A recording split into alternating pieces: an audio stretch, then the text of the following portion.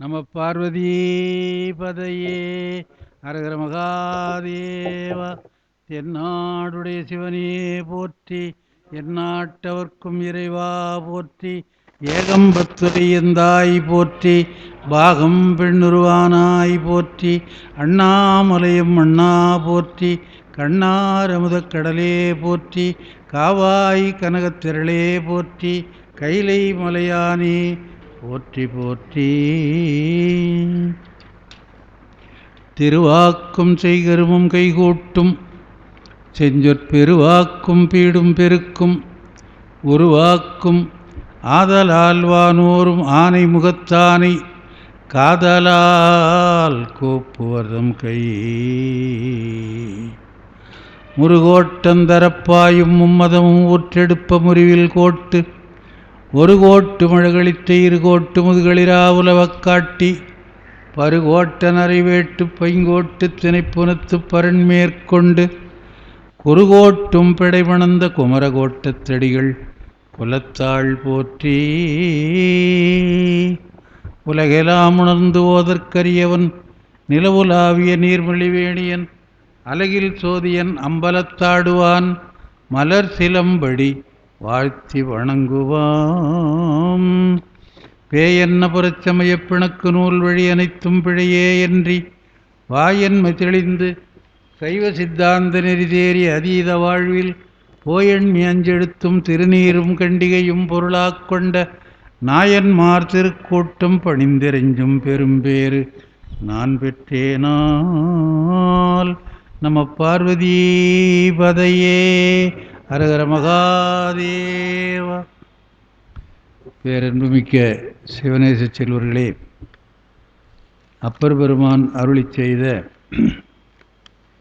4ஆம் திருமுறையிலே இருந்து பதிகந்தோறும் விளக்கம் சொல்லி அப்பெருமானுடைய கவிநயத்தையும் அந்த கவிகள் மூலமாக இறைவனது பண்புகளை அவர் விளக்குகின்ற தன்மையும் எண்ணி பார்த்து பெருமான் திருவருளை சிந்திக்கின்ற நாம் நேற்றைய சொற்பொழிவை தொடர்ந்து இன்றைய நாள் கோயில் என்ற அந்த சிதம்பரத்திலேயே தில்லை சிற்றம்பலத்தை பற்றி அவர் பாடுகின்ற ஒரு பதிகத்தை நாம் இன்று பார்க்க இருக்கிறோம். நேற்று நிலவும் எரியும் என்பதை பாடல்தோறும் வலியுறுத்தி நிலவு எப்படி இருக்கிறது, ஆடுகின்ற அனல் எப்படி இருக்கிறது என்று சொல்லி பாடல்தோறும் அந்த காட்சியை விளக்கினார். இந்த பாடலிலே உன்னுடைய நடனத்தை காண வந்தேன் என்று சொல்லி பாடுகிறார். நான் நேற்று சொன்னேன் முத்துசு ஒரு குறிப்பு எழுதியிருக்கிறாரு என்று. அதை நேற்று போன உடனே எழுதி வச்சுட்டேன். அதாவது திருநாவுக்கரசருடைய பாட்டு எங்கே, அதுக்கு போய் நான் என்ன உரை எழுதுறதுன்னு சொல்கிறார் முத்துசு. அவர் எழுதியிருக்க உரை மாதிரி எழுதுறதுக்கு இப்போ ஆளே கிடையாது. அதாவது காலந்தோறும் மாறுவதனாலேயும் வழக்கு மொழி ஒழிந்து போகிறது. இப்போ ஆலை என்று ஒரு சொல் நமக்கு எல்லாருக்கும் தெரியும். ஆலைனா நம்முடைய மனதில் என்ன நினைவுக்கு வருகிறது? ஏதோ ஒரு மிஷின், எந்திரம், சக்கரை ஆலை, அது மாதிரி ஒரு ஆலை தான் நமக்கு ஞாபகம் வருது. ஆலை என்று சொன்னால் கரும்பு என்று ஒரு பொருள் இருக்கிறது. நாம் படிக்கிறோம். நாம் படிக்கிற பாடலில், நாம் பாராயணத்துக்கு வச்சிருக்கிற பாடலில் இது இருக்கிறது. ஆனால் அந்த இடத்துல நான் பாட்டும் படிச்சும் போகிறோமே தவிர இந்த ஆலையை பற்றி நினைக்கிறதே இல்லை. எந்த பாட்டுன்னு உங்களுக்கு எல்லாம் தெரியும். கோளறு பதிகம் எல்லாருக்கும் தெரியும். அதில் கடைசி பாட்டு என்ன?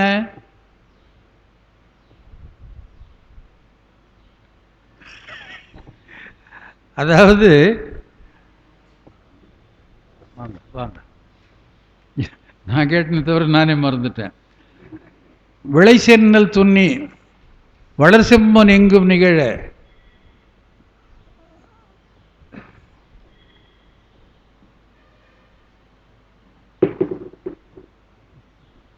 பாட, அதாவது வேயூர் தோழி பங்கன் பாடுறோம் இல்லையா, அதில் கடைசி பாட்டு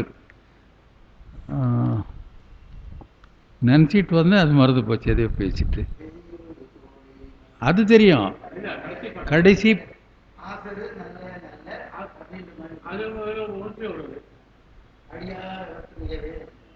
அடியார் அவருக்கு மேல்தான்.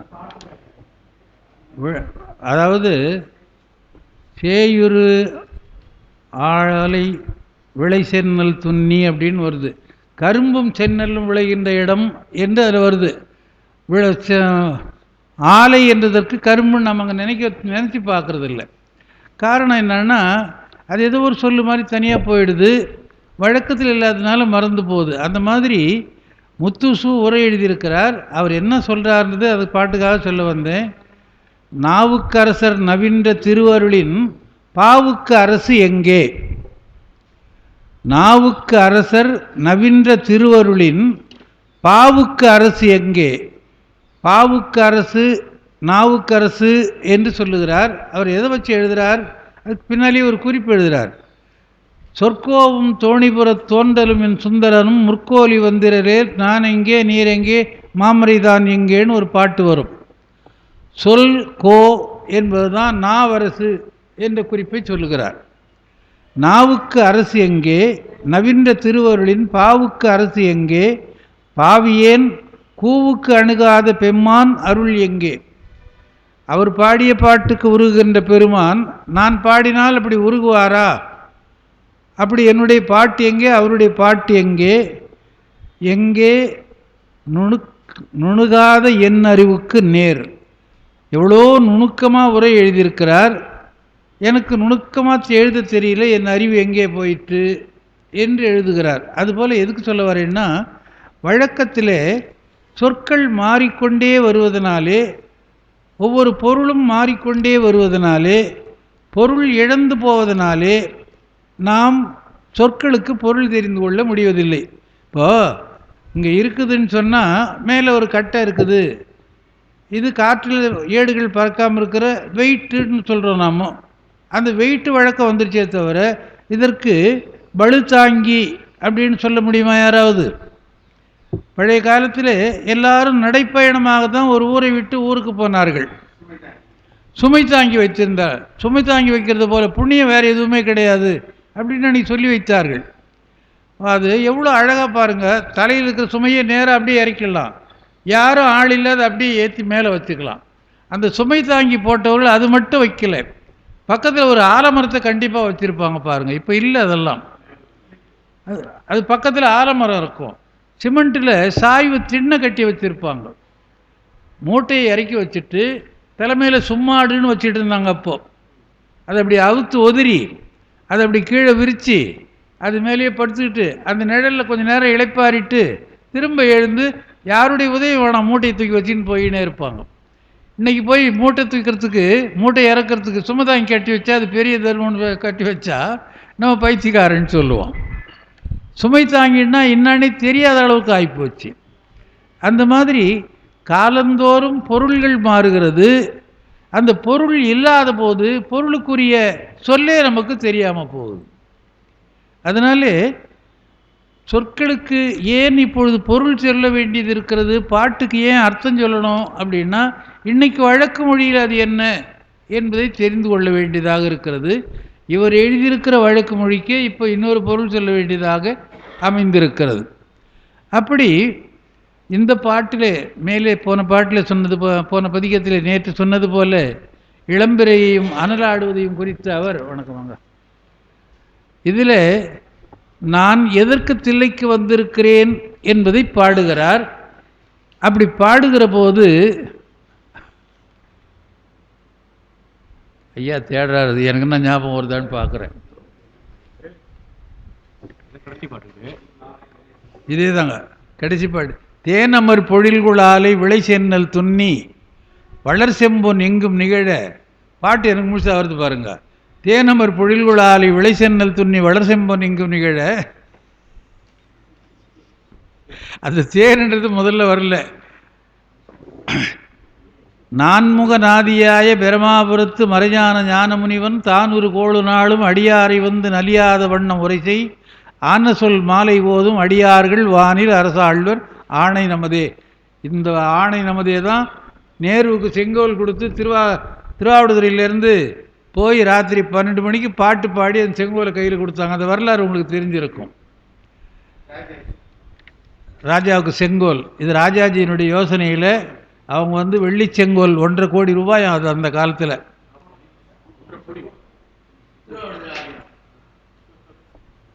ஒரு தம்பிரான தனி ஏரோப்ளனில் ஏற்றி, நாதஸ்வர கூழை ஏற்றி, ஓதுவார்களை ஏற்றி அங்கே போய் நின்று 11லேருந்து 11:15 பாடிட்டு இருந்து கரெக்டாக 12 அடிக்கிற போது அரசாழ்வோர் ஆணை நமதே என்ற வார்த்தை வர்ற மாதிரி சொல்லி கையில் செங்கோல் கொடுக்குறார் மவுண்ட் பேட்டன் பிரபு.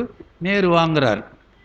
இதில் அந்த பாட்டு இருக்குது, அந்த ஃபோட்டோ உள்ள நுழைகிற போதே இருக்கும், வெளியே இருக்கும். தேனமர் பொழில்குள் ஆலை விளை சென்னல் கழனி. ஆலையும் செந்நெல்லும், கரும்பும் செந்நெல்லும் விளைகிறது. இப்போ எத்தனை பேருக்கு ஆலைன்னு அந்த பொருள் ஞாபகம் வரும்? தேவாரம் படிக்கிற எனக்கே ஞாபகம் வரல. அந்த மாதிரி சொற்கள் எல்லாம் வழக்கொழிந்து போகிவிட்டது. மெல்ல தமிழ் இனி சாகும், அந்த மேற்கு மொழிகள் புவிமிசை ஓங்கும். நன்றி ஐயா. என்றந்த பேதை உரைத்தான் என்று பாரதியார் பாடுறார். அது உண்மைதானே? இப்போ மெல்ல தமிழ் இனி சாகும், அந்த மேற்கு மொழிகள் புவிமிசை ஓங்கும். அதான் நடக்குது. இப்போது தமிழ் படிக்காதையே 12ஆம் கிளாஸ் வரைக்கும் போயிடுறோம். அதுக்கப்புறம் தமிழ் புத்தகத்தை யார் படிக்கிறது? அதனால சொற்கள் இன்று வழக்கொழிந்து போவதனாலே, இப்போ முன்னெல்லாம் இந்த மாதிரி தேவாரம் திருவாசகம் படிக்கிறாங்க அப்படின்னா சிக்கு பலகைன்னு வச்சு படிப்பாங்க. அந்த சிக்கு பலகை இல்லை. குழந்தைகிட்ட இப்போ ஒரு 4ஆம் கிளாஸ் 5ஆம் கிளாஸ் படிக்கிறான், சிக்கு பலகை வச்சு படினா சிக்கு பலகை அது என்னது அப்படின்னு தானே கேட்பான். அவனுக்கு காட்டுறதுக்கு இப்போ சிக்கு பலகை இல்லை. அந்த மாதிரி பொருள் அழிகின்ற போது அந்த பொருளுக்குரிய சொல்லும் அழிந்து போகிறது. அப்படியே சொல் வழங்குமானால் அதுக்கு பொருள் தெரியாமல் போகிறது. அப்படி அவர் சொல்லுகிற பொருள்கள் எல்லாம், முத்துசு சொல்லுகிற வாக்கியங்கள் எல்லாம் இன்றைக்கு அதற்கு பொருள் சொல்ல வேண்டியதாக இருக்கிறது. அந்த அளவுக்கு அந்த புலமையிலே வருகின்ற போது இந்த பாட்டில் நாவுக்கரசர் பெருமான் என்ன சொல்லுகிறார்? சிற்றம்பலம் வந்தேன், உன்னுடைய ஆடலை காண்பதற்காக வந்தேன் என்று தொடங்குகிறார். பத்தனாய் பாடமாட்டேன். அதுக்கு முன்னரே சொல்கிற போது சொல்கிறார், எதிர்வந்த அடியாரோடும் வாயிலின் வழி வந்த வாயுவும் வருணனும் தூய்மை செய்யும் போது. இப்போ சிதம்பரத்தில் ஒரு செய்தி எல்லாருக்கும் தெரிஞ்சிருக்கும். 4 ராஜகோபுரங்கள் இருக்கிறது. 4 வழியாகவும் 4 பேர் வந்தார்கள். 4 வந்தது 4 வழி. ஒருத்தர் வந்த வழியில் ஒருத்தர் வரல. கிழக்கே இலங்கையிலிருந்து வரும்போது மாணிக்கவாசர் கிழக்கு கோபுரம், சீர்காழியிலிருந்து சம்பந்தர் வரும்போது தெற்கு கோபுரம், இவர் திருவாமூர் பக்கத்திலிருந்து வருகிற போது மேற்கு கோபுரம், இந்த பக்கத்திலே திருவாரூர் பக்கத்திலிருந்து வரும்போது சுந்தரர் வந்து தெற்கு கோபுரம். அப்படி 4. இவர் மேற்கு கோபுர வழியாக வந்து எதிர்வந்த அடியாரோடும் வாயிலின் வழிபுக்கு வாயுவும் வருணனும் தூய்மை செய்தது போதாது என அந்த வார்த்தைகளை பாருங்க. காற்றடிக்குது, தண்ணி தெளிக்குது. இது ரெண்டுத்துக்கும் அதிகாரிகளாக இருக்கின்ற வாயுவும் வருணனும் பணி செய்கிறார்கள். ஏன்னா அடியார்கள் ஆண்டவனை விட உயர்ந்தவர்கள் என்று சொல்லுகிற வழக்கம். இப்படி இவர்கள் பணி செய்வார்கள் என்பது கந்தபுராணத்தில் வலுக்கட்டாயப்படுத்தி சூரபத்மன் ஆட்கொள்ளுகிறான் என்பது இருக்கிறது. வாயுவும் வருணனும், வாயு காற்றடித்து குப்பையெல்லாம் போக்குறான், வருணன் நீர் தெளிக்கிறான். அது போதாது என்று அடியார்கள் திருவீதி அலகிட்டனர். அலகிடுதல் அந்த சொல்லி இப்போ முழங்கி போச்சு. இப்போ என்னென்னா மாப்பு போடணும் அப்படின்னு சொல்லிக்கிட்டு இருக்கோம். வெளியே போகிறதுக்கு ஒரு தொடப்பம் ஏதோ ஈச்சை குச்சியை உடச்சி ஏதோ பண்ணி வச்சுக்கிறாங்க. இப்போ தென்னந்தொடப்பம் பூந்தொடப்பன்றதெல்லாம் எல்லாமே போச்சு. பூந்தொடப்பம் தென்னந்தொடப்பம் இல்லாமல் போச்சு. ஈர்க்கிடை போகா அப்படின்னு மாணிக்கவாசர் பாடுறார். ஈர்க்குன்னா என்னன்னு கேட்க வேண்டியதாக இருக்குது. இப்போது இப்போ ஒரு பாட்டு ரொம்ப வேடிக்கையான பாட்டு. ஈர்க்கிடை நில்லா இழுப்பை இலையில் சோறு மோர்க்குழம்பு முழம்போம் அப்படின்னு ஒருத்தர் பாடினார். அப்போல்லாம் இலையை ஈர்க்கல தைப்பாங்க இல்லையா, ஆலை இலை தைக்கிறதுன்னு. இதுக்காகவே போய் ஒரு ஜாதியார், அந்த பழங்குடி மக்கள் இருளர்கள் ஆலமரத்தில் ஏறி இலையை பறிப்பாங்க. இலையை பறித்து கொண்டு 50 100 கட்டு கட்டாக கட்டி வச்சுருவாங்க. அதை எடுத்துகிட்டு போய் தட்டார் தெரு பிராமண தெருவில் தான் விற்பாங்க. அவங்க தான் நிறைய இலை தைக்கிறவங்க. மந்தார இலை இப்போ வந்துருச்சு, இப்போ வந்தது. அப்படியா? அதில் கல்யாணம் அப்படின்னு ஒரு வீட்டில் சொன்னால் எங்கன்னா ஆலை இலை இருக்குதா பாரு, 4 கட்டு வாங்கி வை, 5 கட்டு வாங்கி வை. எல்லாம் தொடப்பு சொப்பில் தச்சுது. காலையில் இரவு மீந்து போன சாதத்தை காலையில் அந்த இலையில் வச்சு தண்ணி ஊற்றுவாங்க. உப்பு போட்டுக்கிட்டே வருவான் ஒருத்தன். ஊறுகாய் எடுத்து வைப்பான். இன்றைக்கி பெரிய தலைவாழை இலை போடுறோம், வைக்கிறது எல்லாத்தையும் அப்படியே மூடி வச்சுட்டு எழுந்து வந்துக்கினே இருக்கிறோம். அதுதான் சொல்கிறேன். மறுநாள் காலையில் அதுக்கு இன்னும் சில வீடுகளில் அமைப்பட்டு போன்ற ஊர்களில் நான் போன கல்யாணத்தில் பார்த்துருக்குறேன். ஐயெல்லாம் அந்த பக்கத்தில் இருந்தவங்க ராத்திரிக்கு அன்றைக்கி சாப்பாடு சாம்பார் கத்திரிக்காய் மொச்சக்கொட்டையும் தான் எல்லா வீட்லேயும். அப்படி தானுங்களே ஐயா? கிடையாது, கத்திரிக்காய் மொச்சக்கொட்டையும். அது என்ன பண்ணுவாங்கன்னா, முதல்லையே ஒரு பெரப்பங்குடியில் ராத்திரிக்கு மொண்டு வச்சுருவாங்க. அதை காயை மறுநாள் காலையில் பழையதுக்கு வைப்பாங்க. அதை அப்படிலாம் ஒரு வழக்கம் இருந்தது. இன்றைக்கு வீட்டில் ராத்திரி இருக்கிற சாத்தியை கொண்டு போய் நாய்க்கு வைக்கணும். அந்த நாய் தின்ன மாட்டேங்குது. அந்த நாய் தின்னாது, நமக்கு வைக்கிறது, நாம என்ன செய்யும்? அதுபோல் அடியார்கள் பணி செய்வது என்பது இறைத்துண்டு ஆகையினாலே வாயுவும் வருணனும் அலகிட்டது போக அடியார்கள் திருவீதி அலகிட்டனர். திருமாளிகை வலம் வந்து உள்புகுந்து அன்பு நிறை கடலானார். அதாவது உடம்பெல்லாம் அன்பு உருவம், அன்பை தவிர வேறு எதுவும் கிடையாது. இந்த வார்த்தையை கண்ணப்பர் புராணத்தில் பெரிய சேக்கிழார் ரொம்ப அழகாக சொல்லுவார். அன்பு பிழம்பாய் திரிவார். கண்ணப்பர் எப்படி இருந்தாராம் அப்படின்னா, அன்பு பிழம்பாக இருந்த, அன்பே ஒரு வடிவு கொண்டது போல. அவருக்கு வேறு எதுவும் தெரியல. 6 நாளில் தூக்கம் கிடையாது, காவல் காத்துங்கிறார். 6 நாள்லேயே அவருடைய பக்தியை சோதனை பண்ணார். சிவகோசரியார் பார்த்தார், கண்ணெடுந்து அப்பினார் பார்த்தார். அது பின்னாலே வந்து மாணிக்கவாசகர் பாடுறார், கண்ணப்பன் ஒப்பதோர் அன்பின்மை கண்டபின் என்னொப்பன் என்னொப்பில் என்னையும் ஆட்கொண்டருளி வண்ணப்பணித்தென்னை வா என்ற வான்கருணை சுண்ணப்பொன் நீற்றற்கே சென்றுவதாய் கோத்தும்பி என்று கண்ணப்பனைப் போல அன்பு கிடையாது அப்படின்னு சொல்கிறார். அது சிவபெருமான் எப்படி சொல்கிறாருன்னு சேக்கிழார் சொல்கிறார். அவனுடைய அறிவெல்லாம் நம்பக்கல் அறிவு என்றும், அவனுடைய உணர்வெல்லாம் நமை உணர்வும் உணர்வு என்றும், எல்லாம் நம்மத்தான் நினைக்கிறான் தவிர அவனை பற்றி எதுவும் நினைக்கிறதில்லை என்று. அதுதான் அன்பு உருவம். அப்படி அன்பு உருவாக அன்பு நிறை கடலாக இவர் இருந்தாராம் திருநாவுக்கரசர். நஞ்சுண்ட நாயனார் நடமாடும் பொன்மன்றினை கண்டார். நஞ்சுண்ட நாயனார் எல்லாருக்கும் தெரியும். பெருமான் உலகத்தை காப்பதற்காக விஷத்தை அருந்தினான் என்பது தெரியும், நேற்றும் சொல்லியிருக்கிறோம். அங்கே வந்து ஆடும் கடல் புரி அமுத திருநடனம் 6வகை தொழுதார். இதுதான் அவர் எழுதுகிற ரொம்ப முக்கியமான வார்த்தை. ஆடும் கடல்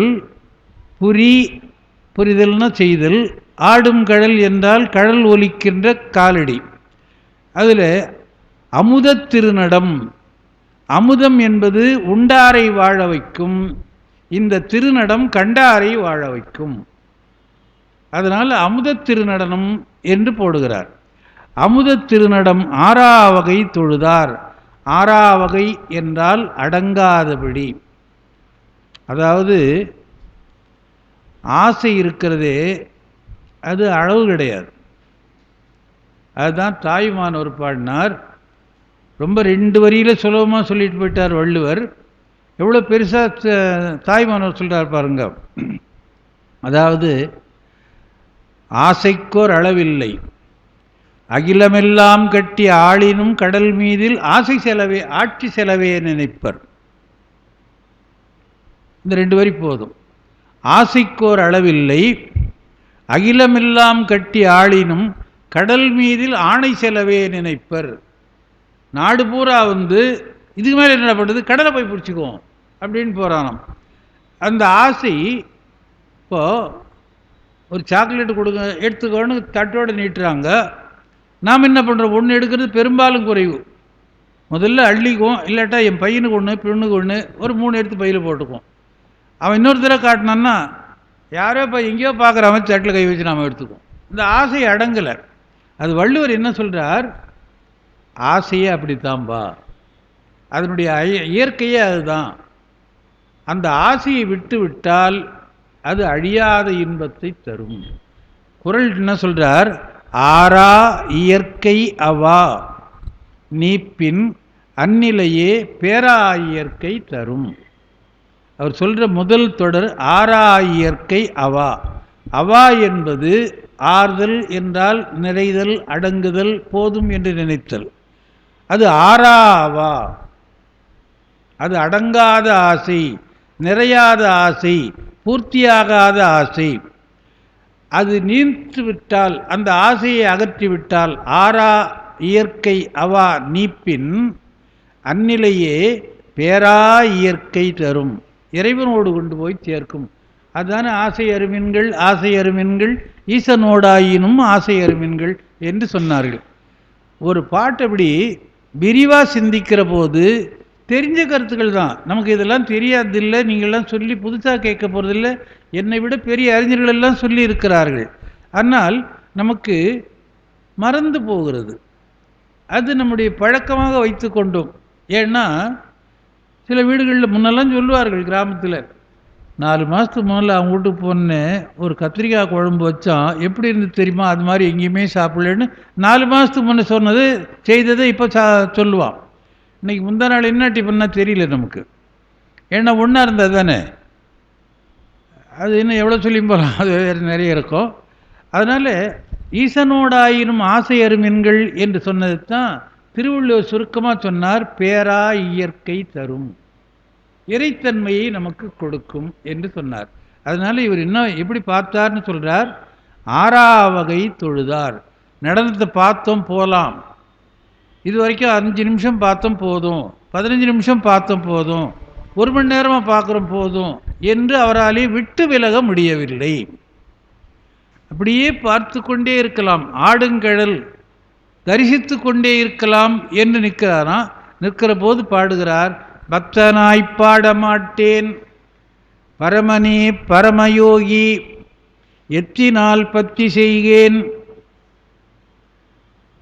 என்னை நீ இகழ வேண்டா முத்தனே முதல்வா தில்லை அம்பலத்து ஆடுகின்ற அத்தா உன் ஆடல் காண்பான் அடியனேன் வந்தவாறே. முதல் பாட்டில் எவ்வளோ அழகாக சொல்கிறார் பாருங்க, மெத்தென்மையில் விருத்தம் பாடி என்று பெரிய புராணத்தில் சொல்லுகிறார். இந்த விருத்தத்தை எப்படி பாடினார், பக்தனாய் பாட மாட்டேன்.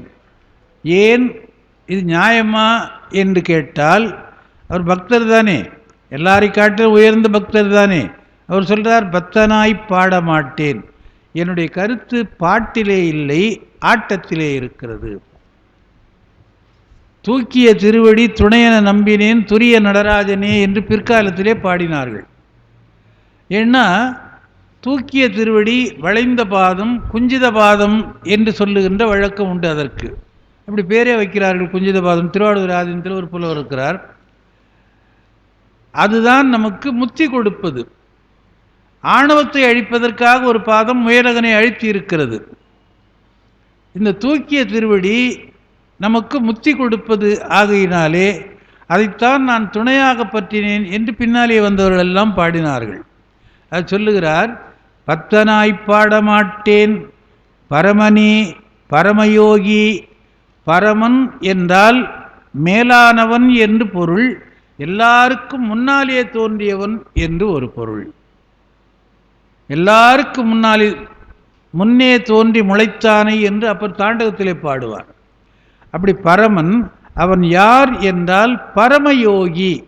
அது என்ன யோகி, அதில் ஒரு பரமயோகி என்று சொன்னால், பரமயோகம் என்பது சிவானந்த யோகம். அந்த யோகம் என்பது ஒருமுகப்படுத்துதல் என்ற அளவிலே இன்றைக்கி உலகம் பூரா பரவி போச்சு. மோடி தான் அதை உலகத்துக்கு அறிவித்தார் அப்படின்னு அவருடைய புகழ் பேசுகிறாங்க. இப்போ எல்லோரும் பார்த்துட்டு இருக்கிறோம்.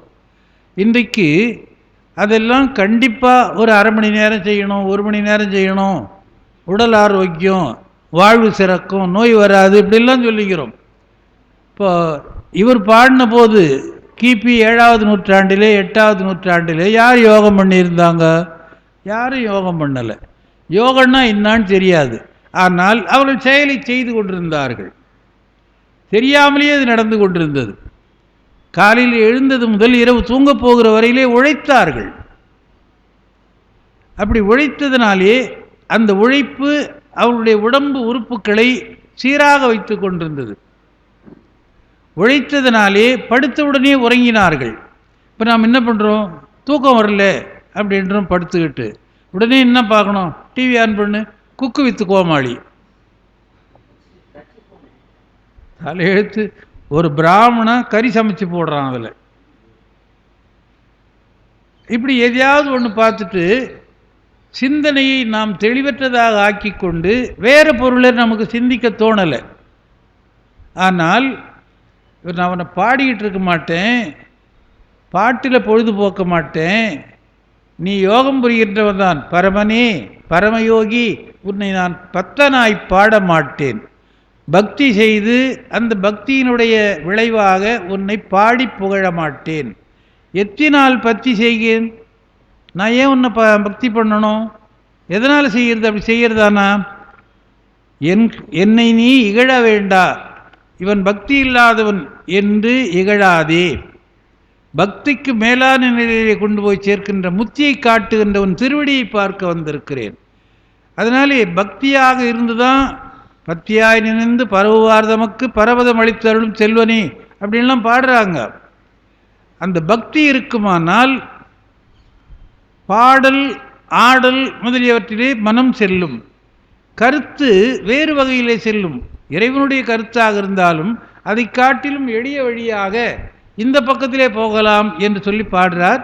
முத்தனே முதல்வா தில்லை அம்பலத்தை ஆடுகின்ற அத்தா, முத்தனே முதல்வா எல்லாரும் பாடுறாங்க திருவாசகத்திலே. முத்தனே முதல்வா முக்கணான் நாற்பெருந்தடந்தோள் என்று மாணிக்கவாசகர் திருவாசகத்தில் பாடுறார்.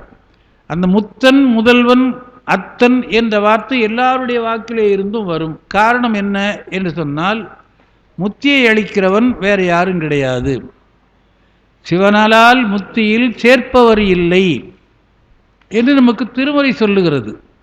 அது என்ன சிவபெருமான் தான் கொடுக்கணுமா? நான் பலமுறை சொல்லியிருப்பேன்னு நினைக்கிறேன், இன்றைக்கும் சொல்கிறேன்.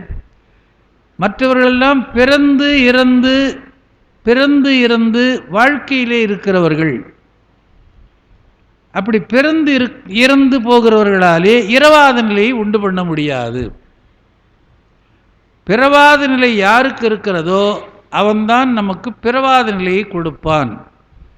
யாரு கட்டாந்தரையில் நிற்கிறானோ அவன்தான் சேற்றில் இருக்கிறவனை எடுத்து கரையேற்ற முடியும். அவனும் சேற்றில் நின்றுட்டு நீ வாடானா 2 பேரும் சேர்ந்து உள்ளே போக வேண்டியது தான். அதனால சித்தியார் ரொம்ப அழகாக விளக்கமாக சொல்கிறார். சிவஞான சித்தியார் என்ற மெய்கண்ட சாத்திரத்திலே, யாதொரு தெய்வம் கொண்டீர் அத்தெய்வமாகி அங்கே மாதொரு பாகனார் தாம் வருவர். நீங்கள் எந்த கடவுளை ஒன்றாலும் வணங்குங்கப்பா, வணங்குறது உங்கள் வேலை. ஆனால் அந்த வடிவத்திலே வந்து அருள் செய்வது யார் என்றால் மாதொரு பாகனார் தாம் வருவர். மற்ற தெய்வங்கள் நாம் வழிபடுறோமே, அந்த தெய்வங்கள்லாம் என்ன பண்ணும்? வேதனைப்படும், பிறக்கும், இறக்கும், மேல் வினையை செய்யும். பிறக்கும், இறக்கும், வேதனைப்படும், மேல் வினையும் செய்யும். எத்தனையோ அம்பிகையே தட்சனுக்கு மகளாக பிறந்தாள், வரையரசனுக்கு மகளாக பிறந்தாள் என்று பிறப்பு இருக்கிறதுன்னு சொல்கிறோம். அவன் நான் தவம் செய்ய போகிறேன்னு சொல்கிறா பார்வதி. அம்மா உனக்கு 5 வயசு தானும் ஆச்சு, போகாதே, உன் உடம்பு பொறாதால் நின்னுடல் பொறாதால் ஆண்டு ஓர் 5 சென்ற வணக்கம் அப்படின்னு சொல்கிறார். உன் உடம்பு தாங்காதுமா, 5 வயசு, நீ தவம் செய்யாதே அப்படின்னு அப்போ மலையரசன் சொல்கிறான். அப்போ சொல்கிறா பார்வதி, எல்லா உயிரை ஈசனே காப்ப நல்லால் யாரையும் எவர்கள் தம்மால் ஆசர காத்தல் அரிது. சிவபெருமான் பார்த்துவான் விடுப்பா அப்படின்றார். ஆக வேதனைப்படும், இறக்கும், பிறக்கும், திருமால் வைணவர்களுக்கு தலைவர் என்று சொன்னாலும் அவர் 10 அவதாரம் எடுத்தார்னது நம்ம பார்க்குறோம். 9 அவதாரம் முடிஞ்சு போச்சு, கல்கி அவதாரம் வரப்போகிறது என்று பார்த்து கொண்டிருக்கிறோம். அவர்கள் துன்பப்படுகிறார்கள். இப்போது அசுரர்களாலே தேவர்கள் துன்பப்பட்டார்கள், கடவுளர்கள் துன்பப்பட்டார்கள் என்பதையெல்லாம் பார்க்கிறோம். அதனால் வேதனைப்படும் இறக்கும் பிறக்கும் மேல் வினையை செய்யும் ஆதலால் அவையிலாதான் அறிந்து அருள் செய்வன் என்று அருணந்தி சிவாச்சாரியார் சிவஞான சித்தியாரில் எழுதுகிறார். இதை விட கந்தபுராணத்தில் தாமரை மலர்களிலே சரவண பொய்கையிலே முருகப்பெருமான் இருக்கிறான். பார்வதியை அழைத்து கொண்டு போய் முருகனை காட்டுகிறார். அந்த கந்தபுராண பாட்டு இன்னும் அருமையான பாட்டு. துயிலவோர் உருவம், துண்ணென்று அயிலவோர் உருவம், அதுக்கு ஒரு குழந்தை, இதுக்கு ஒரு குழந்தை, அப்படிலாம் காட்டுறார். இந்த 6 குழந்தைய பார்த்த உடனே இந்த அம்மாவுக்கு எந்த குழந்தை அழகாக இருக்குது, எந்த குழந்தை அழகாக இல்லைன்னு தீர்மானிக்க முடியலையே. ஒன்றை பார்த்தா அழகாகுது, அதை பார்த்தா இது அதை விட அழகாகுது, அது அதை விட அழகாகுது, எல்லாமே அழகாகுது, என்ன பண்ணுறதுன்னு தெரியலையா. ஆர்த்தி ஒன்றா பிடிச்சி சேர்த்து விட்டான்.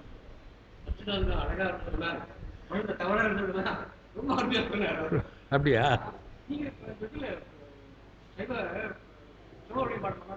ஆமாங்க.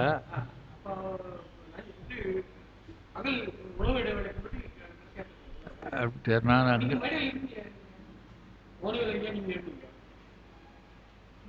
கந்தபுராண வெளியிடலையா? நான் மேடையில் தான் இருந்தேன். அப்படியா? அதனால என்ன பண்ண, எந்த குழந்தைய எடுக்கிறதுன்னு தெரியாத 6 குழந்தையும் சேர்த்து ஒன்றா அணைச்சிக்கிட்டாளாம். அது குமரகுருவர் அழகாக சொல்கிறார். கையால் எடுத்தணைத்து கந்தன் என பேர் புனைந்து மெய்யாரும் ஒன்றாக மேவுவித்து அப்படின்னு சொல்கிறார். அவன் என்ன சொல்கிறாரு, சிவபெருமான் இவன் நம்முடைய சக்தி ஆதலின் நமது சக்தி அருமுகன், அவனும் யாமும் பேதகம் என்றால் நம்போல் போற்றினருக்கு வீடும் தரக்கடவன். சிவபெருமான் தான் முத்தி கொடுக்கணும், சிவனுடைய அம்சமாக இருக்கின்ற முருகப்பெருமான் தான் முத்தி கொடுக்க முடியும், வேறு தெய்வங்களாலே முத்தி அளிக்க முடியாது. அது முத்தி அளிக்கிறது எது? திருவடி. அந்த திருவடியை பார்ப்பதற்காக அத்தா உன் ஆடல் காண்பான் அடியனேன் வந்தவாறே அப்படின்னு முதல் பாட்டில் சொல்கிறார். அதுக்கு அடுத்தது பரமன் என்ற சொல்லுக்கு ஒரு விளக்கத்தை எழுதுகிறார். முன்னே தோன்றியவன் என்று ஒரு எழுதுகிறார். நமக்கு நிறைய அதை பற்றி தெரியும். முன்னை பழம்பொருட்கும் முன்னை பழம்பொருளே பின்னை புதுமைக்கும் பேர்த்து மப்பிற்றியனே, இது மாணிக்கவாசகர் எழுதுகிற திருவாசகம். காஞ்சி புராணத்தில் சிவஞான முனிவர் எழுதுகிறார். மாவடியில் உட்கார்ந்து அம்பிகை ஏகாம்பர பெருமானை வணங்குகிறாள். ஒரு 5 பாட்டு, அங்கே 4 பாட்டு எழுதி வச்சிருக்கிறாங்க. கல்வெட்டு போகிறதுக்கு இடம் இல்லைன்னு ஒரு பாட்டு விட்டாங்க. அதில் ஒரு பாட்டில் 300 பொருளுக்கெல்லாம் முற்படு பழையாய் போற்றி, 500 பொருளுக்கெல்லாம் பிற்படு புதியாய் போற்றி, புன்னெறியாளர் தேரா பூரண முதலியே போற்றி, சின்மய திருவேகம்ப சிவசிவ போற்றி போற்றி. அதனால் பரமன் என்ற சொல்லுக்கு முன்னே தோன்றியவன், அது முன்னமே தோன்றி முளைத்தாய் போற்றி. அப்போ தேவாரத்தில் தாண்டகத்தில் பாடுறார். அப்படி பரமனை பார்த்து அத்தா உன் ஆடல் காண்பான் அடியனேன் வந்தவாறே அப்படின்னு சொல்கிறார். அதுக்கப்புறம் 2வது பாட்டில் கருத்தனாய் பாடமாட்டேன் காம்பன தோழி பங்கா ஒருத்தரால் அறிய ஒண்ணா திருவுருவுடைய ஜோதி திருத்தமாம் தில்லை தன்னுள் திகழ்ந்த சிற்றம்பலத்தே நிறுத்த நான் காண வேண்டி நேர்பட வந்தவாறே. இதில் சொல்கிறார், ஒருத்தரால் அறிய ஒண்ணா திருவுரு உடைய ஜோதி. ஒருத்தரால் அப்படின்னா ஒருத்தராலும் அப்படின்னு அர்த்தம். ஒருவராலும் யாராலும் காண்பதற்கரிய பெம்மான் என்று திருவாசகத்திலே மாணிக்கவாசகர் பாடுகிறார். யாராலும் காண்பதற்கரியவன், அது ஒருத்தரால் என்பது ஒருத்தராலும் என்ற மொழியிலே வந்த செய்தி. ஒருத்தரால் அறியவொண்ணா திருவுருவுடையவன், அவன் எப்படிப்பட்டவன்? முதல் வரியில் பாதியில் சொல்கிறார், காம்பன தோழி பங்கன். காம்பு என்பது இப்போ பொதுவாக காம்புன்றது கைப்பிடின்ற மாதிரி ஆகிப்போச்சு. காம்புன்னா மூங்கில் என்று ஒரு பொருள் இருக்கிறது. வேயுறு தோழி பங்கன் நமக்கு எல்லாருக்கும் தெரியும். வேயின்னா மூங்கில், காம்பு என்றாலும் மூங்கில். காம்பன தோழி பங்கான்னா மூங்கில் போன்ற தோளை உடைய உமாதேவியை ஒரு பங்கிலே உடையவனே அப்படின்னு அர்த்தம். அது ஏன் அந்த காம்பு மூங்கில் சொல்கிறார்கள் என்று சொன்னால், நீங்கள் பார்த்துருப்பீங்க, மூங்கில் கணுவுக்கு 2 கணுவுக்கு இடையில் இருக்கிற பகுதியை கையால் தொட்டால் வழவழப்பாக இருக்கும், ரொம்ப வழவழப்பாக இருக்கும். அந்த மாதிரி பெண்களுக்கு தோல் இந்த பக்கத்தில் வழவழப்பாக இருக்கணுமா, இருக்கணும். அது இருக்குதான்னு கேட்கக்கூடாது இப்போல்லாம். அதனால் மூங்கில் போன்ற வழுவழுப்பான தோளை உடையவள் என்பதனாலே அவளுக்கு வேயிறு தோழி, காம்பன தோழி என்றெல்லாம் திருமுறையிலே பெயர் சொல்லப்படுகிறது. அதுதான் சொல்றார், காம்பன தோழி பங்கா ஒன்று நான் கருத்தனாய் பாட மாட்டேன். கருத்து உள்ளத்திலே இருந்து வருவது, செயல் உடம்பிலே இருந்து வருவது. தனு கரண புவன போகம் என்பது போல உடலில் இருக்கிற கரணங்களாலே செய்வது. செயல் செய்தால் இந்த கரணங்கள் அந்த கருத்தை ஏற்றுட்டு தான் செயல் செய்யும். அந்த கருத்தை செயலில் விட்டுவிட்டால் உன்னுடைய ஆடலை காண்பது என்னாலே முடியாததாக ஆகிவிடும். அதனாலே நான் கருத்தனாய் பாட மாட்டேன். ஒருத்தரால் அறிய ஒண்ணா திருவுரு உடைய ஜோதி, யாராலும் காண்டற்கு அறியவனாக இருக்கின்ற, அதே நேரத்தில் எப்படி இருக்கிறாய், அனல் வடிவாக, நெருப்பு வடிவாக, ஜோதி வடிவாக, ஒளி வடிவாக இருக்கின்ற பெருமான் நீ.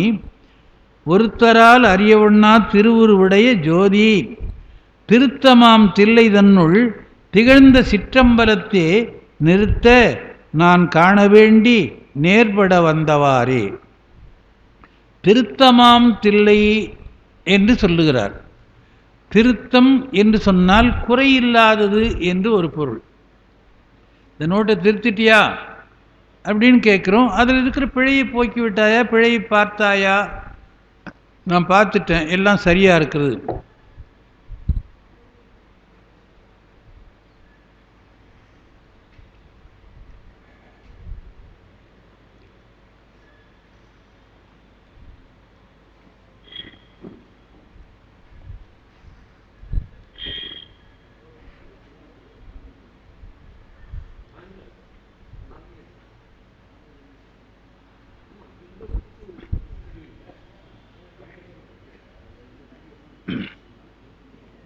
அதாவது திருத்துதல் என்றால் முழுமையாக சரியாக்குதல். தில்லை எப்படி இருக்கிறது, பெருமானுடைய திருநடம் நடக்கின்ற இடம், எல்லா செயல்களும் குறைவர் நடந்து திருத்தமாக இருக்கிறது. அப்படி திருத்தமாக இருக்கின்ற காரணத்தினாலே திருத்தமாம் தில்லை என்று சொல்லுகிறார்.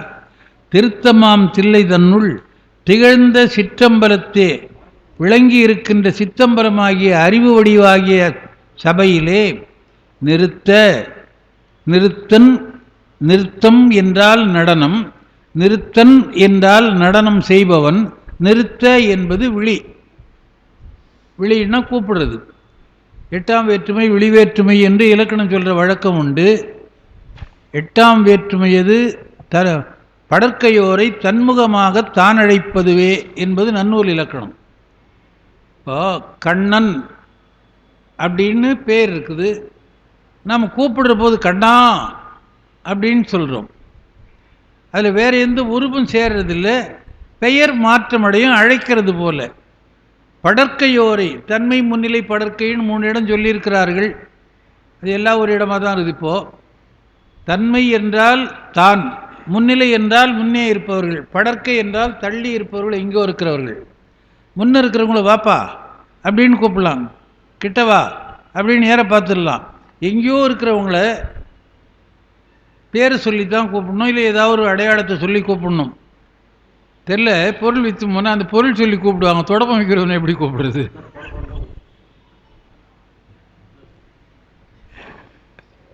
அந்த மாதிரி பெயரை தன்முகமாக தான் அழைப்பது விழிவேற்றுமை என்று 8ஆம் வேற்றுமை விழிவேற்றுமை என்று சொல்வார்கள்.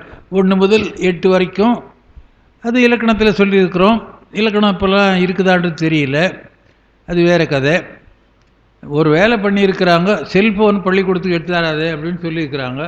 அவன் எங்கே மறைச்சி வச்சு எடுத்தார போனான்றது இவன் பார்க்க போகிறதில்ல. அப்புறம் அதில் எதுக்கு சொல்ல வந்தேன்னு சொன்னால், வேற்றுமைகள் என்று அதற்கு ஏன் பெயர் என்று சொன்னால், ஒரு பெயருக்கு உள்ள பொருளை அது வேறுபடுத்தி காட்டும். நிறுத்தன் என்று சொன்னால் எழுவாய், அது பெயர். பெயர் அப்படியே இருக்குது, அது முதல் வேற்றுமை. இரண்டாம் வேற்றுமை ஐ உருபு என்று ஐ சேரும். நிறுத்தனை. ராமன் என்றால் ராமனை அப்படின்னு ஒன்று, ராமனால் ராமனுக்கு என்று ஒரு 3 4ன்னு சொல்லிகிட்டே போகலாம். எட்டாவது வேற்றுமை கூப்பிடுறது. இங்கே என்ன பண்ணுறார்? கூப்பிடுறார். இதில் கூப்பிடுவதை விழித்தல் என்று சொல்லுகிற வழக்கம் உண்டு. அந்த விழித்தல் என்று சொல்லி நம்மகிட்ட இப்போ இல்லை, மலையாளத்தில் இருக்குது. எதுக்கு விழிச்சும் அப்படின்னு கேட்குறான் அவன். உலர்த்துதல் என்ற சொல்லு நமக்கு போச்சு. ட்ரையரில் போட்டுடுறோன்னு சொல்கிறோம், தீர்ந்து போச்சு. அங்கே காய போட்டுக்கிறேன் அப்படின்னு சொல்கிறோம். உணக்குதல், பிணக்கில்லாத பெருந்துரை பெருமான் உன் நாமங்கள் சொல்லுவார்க்கு உணக்கில்லாதது ஒரு இன்பமே வரும். திருக்கழுக்குன்ற பதிகத்தில் மாணிக்கவாசகர் பாடுறார். உணக்குதல் என்றால் காய வைத்தல். நம்மகிட்ட இல்லை அந்த சொல்லு. அது ஏதோ சில நேரங்களில் உலர்த்துதல் என்ற பெயரில் மாறி வருது. அவன் உணக்கம் மீன் அப்படின்னு தான் சொல்கிறான். மீனை காய வைக்கிறத உணக்கிறதுன்னு சொல்கிறான் அவன். இந்த கருவாட்டுக்கு உணக்கம் மீன்னு பேரான். ஏன்னா என் கூட ஒரு டிராயிங் மாஸ்டர் மலையாளி இருக்கார், அவர் சொல்லுவார். இதெல்லாம் சில சொற்களை சொல்கிற போது இந்த சொல் எங்கள் மொழியில் இருக்குதுன்னு சொல்லுவார் அவர். நிறுத்தன் என்பது விழித்தல் என்று அதை சொல்ல வந்தேன், வேறு விளக்கம் சொல்லிங்கிறேன். கூப்பிடுறது அண்மை விழி, சேய்மை விழி என்று 2 இருக்கிறது. அண்மை என்றால் அருகிலே உள்ளது, சேய்மைன்னா தூரத்தில் இருக்குது. இங்கே இருக்கிறவன கண்ணா அங்கே வா அப்படின்னா கண்ணன் பக்கத்திலே வந்துடுவான். பக்கத்தில் இருக்கிறத கூப்பிடுறோம். அவன் தேரடிக்கிட்டு இருக்கிறான், பழக்கடையில் இருக்கிறான், கண்ணா, அது சேய்மை விழி. எப்போ இருந்தாலும் கூப்பிடுறது விழித்தல். நிறுத்தன், இவன் பக்கத்தில் எதிரில் நிற்கிறான் பெருமான், எதிரில் ஆடுறான். அதனால் அண்மை விழியாக நிறுத்த நான் காண வேண்டி நேர்பட வந்தவாறே. நடராஜ பெருமானே, நடனம் ஆடுகின்ற பெருமானே, நிறுத்த நான் உன்னை நேரில் பார்த்து அனுபவிக்க வேண்டும் என்று காண வேண்டி நேர்பட வந்தேன், எதிரிலே வந்திருக்கிறேன் என்று சொல்லுகிறார். அதை திருவாசகம் எப்படி சொல்லுதுன்னா, பாரார் விசும்புளார் பாதாளத்தார் புலத்தார் ஆறாலும் காண்டற்கு அறியான். ஆறாலும் காண்டிருக்குனாலே போதும்.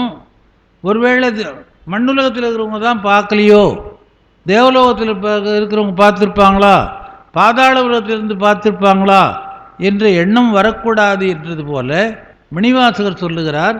பாரார், பார்ன பூமி, பூமியிலே உள்ளவர்கள், விசும்பு உள்ளார், விசும்புன்னு ஆகாயம், ஆகாயத்தில் இருக்கிற தேவர்கள், பாதாளத்தார், பாதாள லோகத்தில் இருக்கிறவர்கள், புறத்தார், அண்டத்துக்கு அப்பால் இருக்கிறவர்கள், ஆறாலும் காண்டற்கு அறியவன். அதைத்தான் முதல்ல சொன்னார், ஒருத்தரால் அறிய ஒண்ணா என்று சொன்னார். அதனாலே பெருமான் யாராலும் காண்டற்கரியவன். அவன் நடனமாடுகின்றான் தில்லையிலே, அந்த நடனத்தை பார்ப்பதற்காக நான் வந்தேன் என்று பாடுகிறார். அதுக்கப்புறம் 3வது பாட்டில் கேட்டிலேன் கிளை பெரியேன் கேட்குமாறு கேட்டியாகில் நாட்டினேன் நின்றன் பாதம் நடுப்பட நெஞ்சினுள்ளே மாட்டின் நீர் வாழைப்பாயும் மல்கு சிற்றம்பலத்தே கூட்டமாம் குவிமுலையாள் கூடனி ஆடுமாறே.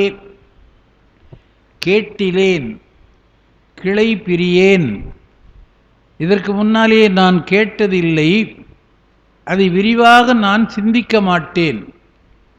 கேட்டுமா கேட்டியாகில், கேட்குமா கேட்டியாகில், அது எப்படி என்று நீ கேட்பாயானால் நாட்டினேன் நின்றன் பாதம் நடுப்பட நெஞ்சினுள்ளே. அதாவது திருக்குறளில் நம்ம பெருசாக காமத்து பால் படிக்கிறதில்ல, ஏதோ ஒரு பகுதி பாடத்துக்கு வந்தால் அதை மட்டும் படிப்போம். அந்த புலவி நுணுக்கம் என்று ஒரு அதிகாரம் பாடுவார். அந்த 25 அதிகாரத்தில் ஒரு அணுக்கம் புலவி என்று ஒரு அதிகாரம். புலவி நுணுக்கம், புலவி என்பது சின்ன சண்டை போட்டுக்கிறது. போ, நீ எனக்கு சேலை எடுத்து கொடுக்க மாட்டேங்களா, என் கூட பேசாத, அது ஒன்று. போ, நான் கேட்ட சாப்பாட்டை நீ போட மாட்டல, இனிமேல் நான் ஹோட்டலில் சாப்பிட்டு வரேன் போ. இப்படி சின்ன சின்ன சண்டை போட்டுக்கிறதுக்கு புலவின்னு பேர். அது அப்புறம் கொஞ்சம் நேரம் போது தீர்ந்து போயிடும். அதில் கொஞ்சம் நுணுக்கமாக, இப்போ இவன் தும்முனான்னா அது கூட இருந்து தலைவி பார்க்குறா, தும்மலை மறைச்சிக்கிட்டாரான். இவன் மறைச்சிக்கிட்டான். தும்முனா அது அபசகுணம் என்று சொல்லுகின்ற வழக்கம் உண்டு. சில பேர் அதை வாழ்த்தா 100 200 அப்படின்லாம் சொல்லுவாங்க. அதெல்லாம் நீ பழக்கமே இல்லை. கிழவிகள்லாம் போயிட்டாங்க. நாம் கிழவி ஆரம்பி தவிர கிழவன் ஆரம்பி தவிர அந்த பழக்கம் நம்ம விட்டு போயிடுச்சு. அதுக்கு மேலே ஐயா அங்கே வந்தவுடனே சொன்னார், நான் நேற்று சொன்னேன், வீடு நிறைய இருந்த குழந்தை போய் வீட்டில் ஒரு குழந்தை தான் இருக்குது, அது எங்கே போய் டிவி செல்ஃபோன் பார்த்துக்குன்னு தெரியல. அது 2 வயசானால் இது கையில் தூக்கி போடுது. அது பாட்டுக்கும் எதுவும் அமுக்குது, அது வர்றது அது பாட்டுக்கும் பார்த்துங்குது. அது சொல்ல தெரியாட்டாலும் அது கேம்ஸ் எல்லாம் விளையாடுறது நல்லா தெரிஞ்சுக்குது. அது வழக்கம் போயிடுச்சு. அதனால் இவன் தும்முற போது அது அபசகுணமாயிற்றே என்று மூக்கை அப்படி மூடினானா அவள் அழுதாளாம். தும்மு செருப்பு அழுதாள், நுமருள்ளல் எம்மை மறைத்தீரோ என்று. என் உள்ளத்தில் நீ மறைஞ்சிட்டியா?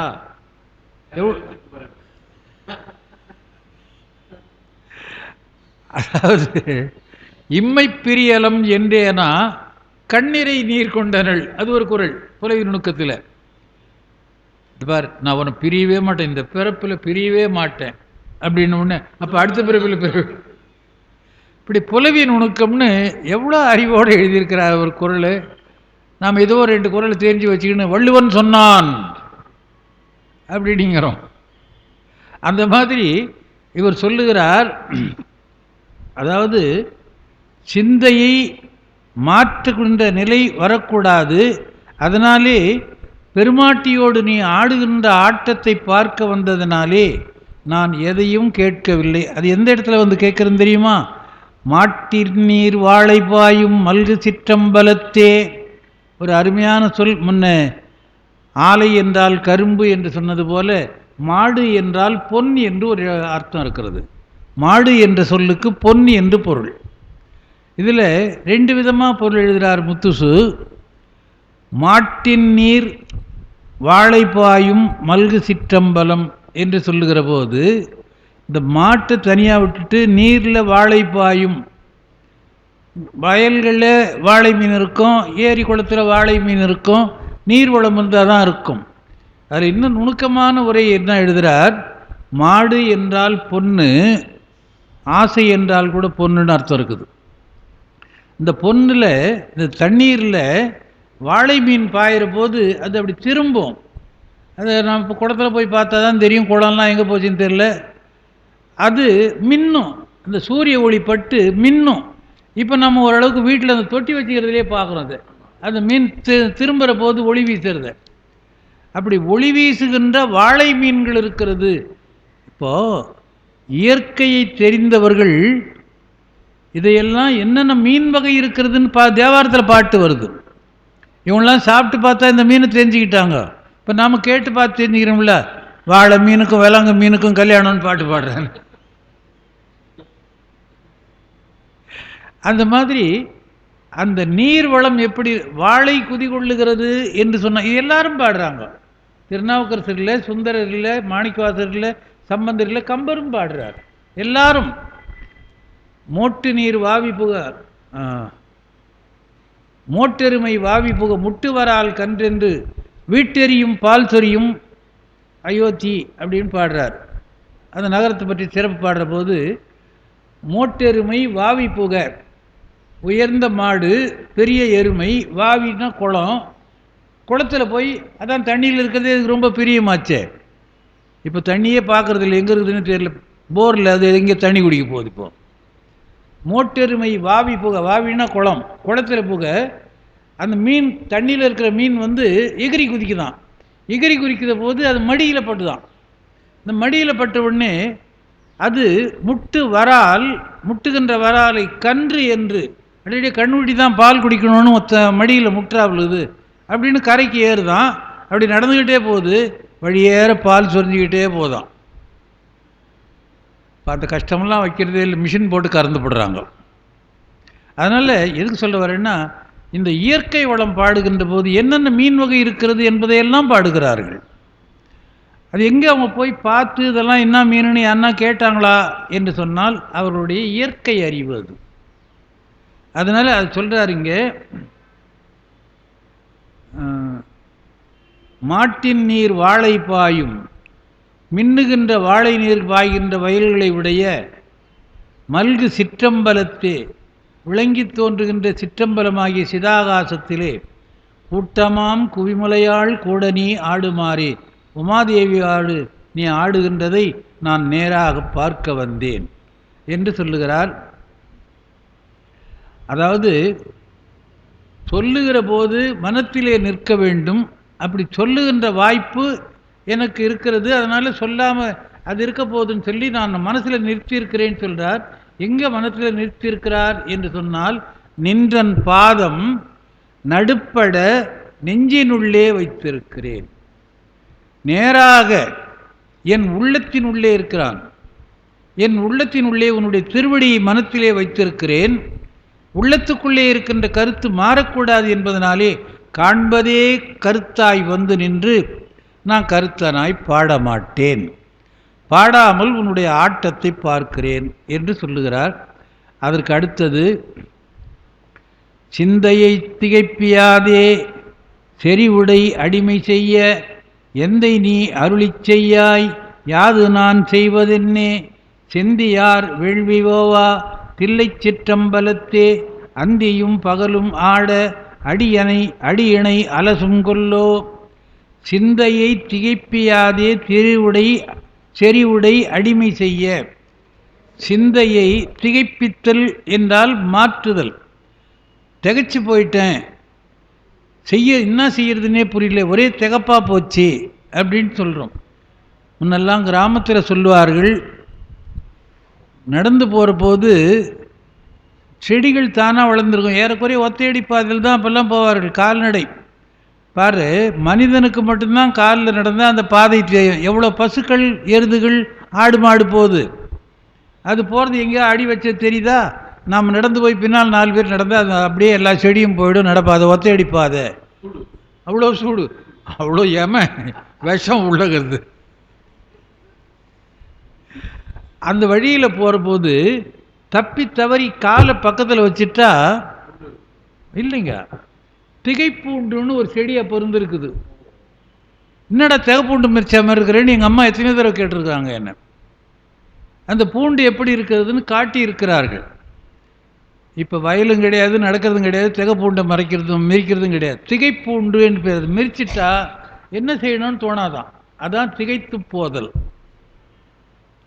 அது சொல்றார், சிந்தையை திகைப்பியாதே, மனத்தை மயங்க வைக்காமல் செறிவுடை அடிமை செய்யணும்.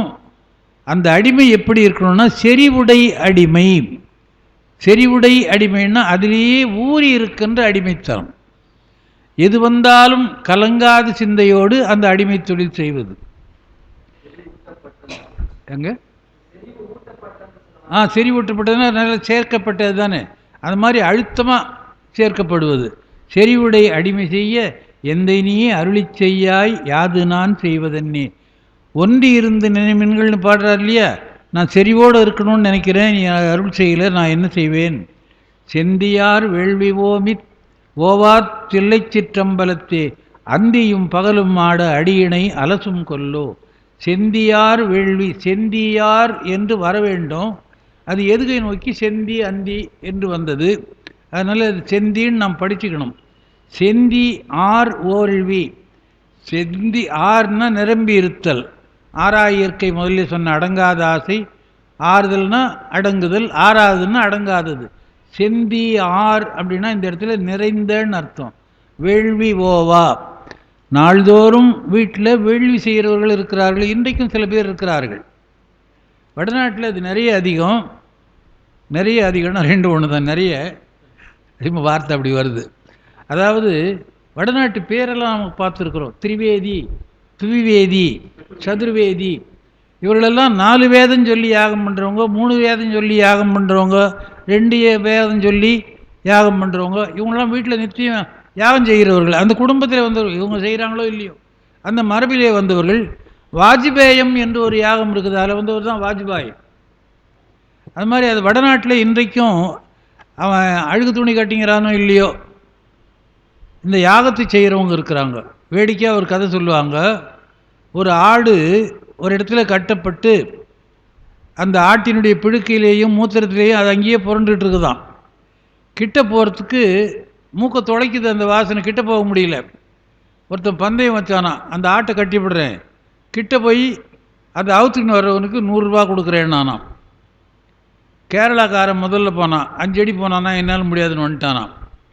தமிழன் 10 அடி போனானா, இவன் முடியாதுன்னு வந்துட்டான். தெலுங்காரன் 20 அடி போனான், முடியாதுன்னு வந்துட்டான். கர்நாடகாக்காரன் 25 அடி போனான், முடியாதுன்னு வந்துட்டான். குஜராத்திக்காரன் வந்தானா, ஆடு அறுத்துக்குன்னு ஓடி பிடிச்சான்.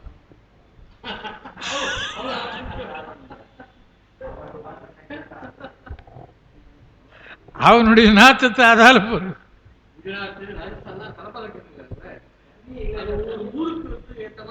ஆமாம்மா.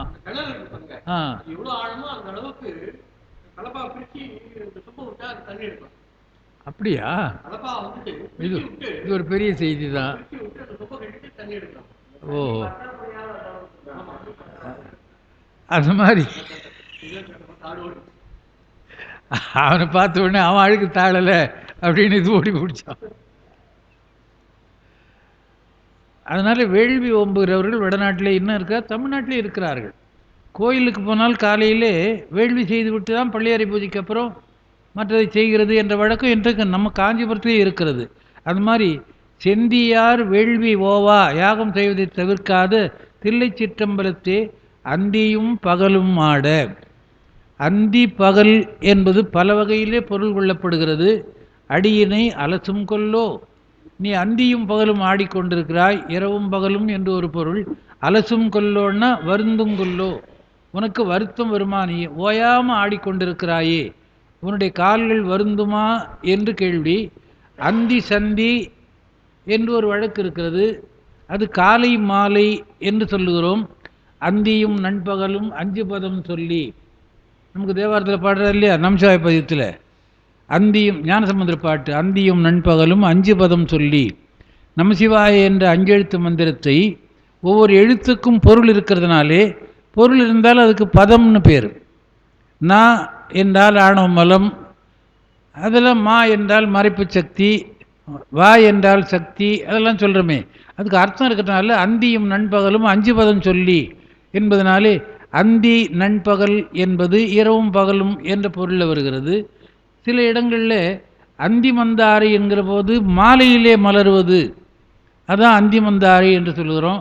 அந்தி என்பது சாயங்காலம் என்பது பெரும்பாலும் பொருள் கொள்ளப்படுவது, இரவு என்றும் பொருள் கொள்ளப்படு. அந்தி மந்தி அந்தி சந்தி என்றால் பகலும் இரவும் என்றும் பொருள் வருகிறது.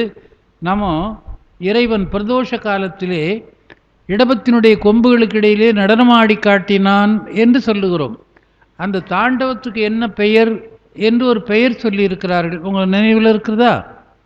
யாருக்காவது அந்த பிரதோஷ காலத்திலே பெருமான் கொம்புகளுக்கு இடையிலே நடனமாடி காட்டியதற்கு ஒரு நடனத்துக்கு பேர் இருக்கிறது, நினைவு இருக்குதா? இல்லை, நானே சொல்லிடுறேன். சந்தியா தாண்டவம் என்று அதற்கு பெயர்.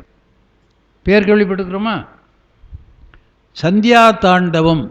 அப்போ அது மாலைக்கால நடனம் என்பது பெயர். நம்முடைய காஞ்சிபுரத்திலே இறைவன் நடனமாடி காட்டினானா, அது காப்பு நடனம், ரக்ஷா தாண்டவம் என்று பெயர் காஞ்சி புராணத்திலே வருகிறது. இப்படி இரவு பகலாக ஆடுகிறாயே, அப்படி இருக்கிற போது உனக்கு கால் வலிக்காதா, அலசுங்கொல்லோ, கால் வருந்துமா என்று கேட்கிறார். இது உண்மையான அன்பு இருக்கிறவர்களுக்குத்தான் அந்த எண்ணம் வரும். ஐயோ, இந்த குழந்தை இப்படி நடந்து போதே என்று அன்பு இருக்கிற தாய்க்குத்தான் அதனுடைய வருத்தம் தெரியும், வருந்துவாள். மற்றவன் பார்த்தும் போகிற போது சரி போ, அது பாட்டும் போகுதுன்னு இவன் பாட்டும் போயிருப்பான். ஒருத்தன் சொன்னான்னா, ஒரு குழந்தை ஓடி வந்து விழுந்து போச்சான், எழுந்து வா தூக்கி விடுறேன் நானா. அது எழுந்து வந்த பிறகு இவன் தூக்கி. அதனால பெருமானிடத்திலே உண்மையான கருணை உள்ளம் இருக்கிறதுனாலே உன் திருவடி நோகுமா என்று கேட்கிறார் அப்பர் பெருமான். கண்டவா திரிந்து நாளும், அடுத்த பாட்டு, கருத்தினால் நின்றன் பாதம் கொண்டிருந்து ஆடிப்பாடி கூடுவன் குறிப்பினாலே வண்டு பண்பாடும் சோலை மல்கு சிற்றம்பலத்தே எண்டிசையோரும் ஏத்த இறைவன் நீ ஆடுமாறே. கண்டவா திரிந்து அப்படின்னா கண்டபடி திரிந்துன்னு அல்ல, அனுபவத்தினாலே கண்டு கொண்டபடி, அனுபவத்தினாலே அறிந்து கொண்டவாறு. கண்டவா என்பது கண்டவாறு என்ற சொல்லினுடைய கடைக்குறை. கண்டவாறுன்னு அர்த்தம். கண்டவா என்றாலும் அந்த ஈறுகட்ட எதிர்மறை பெயரிச்சம் என்பது போல இங்கே வரும். கண்டவா என்றால் அனுபவித்தானாலே கண்டது. திருமுருகாற்றுப்படையிலே சொல்லுவார், யான் அறி அளவையின் ஏத்தி ஆனாது நின்னளந்தறிதல் மண்ணுயிர்க்கு அருமையின் என்று நக்கீரர் பாடுவார். யான் அறி அளவையின் ஏத்தி, எனக்கு தெரிந்தவரையிலே உன்னை புகழ்ந்து பாடினேன் என்று சொல்லுகிறார். அதுபோல கண்டவா திரிந்து நாளும் கருத்தினால் நின்ற பாதம் கொண்டிருந்து ஆடிப்பாடி கூடுவன், நான் அறிந்த அளவிலே உன்னிடத்திலே வந்து உன் புகழை பாடி உன் அருகிலே வந்து நிற்பேன்.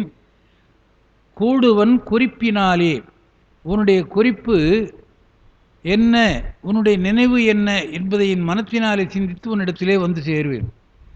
அதாவது